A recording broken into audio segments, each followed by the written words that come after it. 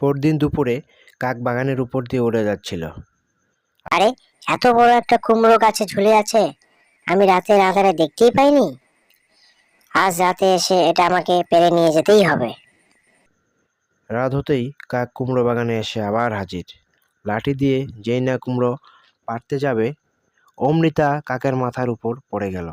কাক সেখানেই সঙ্গে সঙ্গে অজ্ঞান হয়ে গেল, আর সারা রাত সেখানেই পড়ে রইল। পরদিন সকাল হলে টুনি বাগানে এসে দেখে কাক চিৎপটাং হয়ে পড়ে আছে। অনেক ডাকাডাকির পর কাকের জ্ঞান ফেরে। দুষ্ট কাক, এতদিন তাহলে তুই আমার কুমড়ো চুরি করেছিস, আর আমি তোকে ধরতে পেরেও ছেড়ে দিয়েছি। টুনি, আমাকে ছেড়ে দাও, আমার ভুল হয়ে গেছে। আমি তোমার সব কুমড়ো বিক্রির টাকা ফেরত দিয়ে দেব, আর কোনোদিন তোমার কুমড়ো চুরি করব না। এবারের মতো ছেড়ে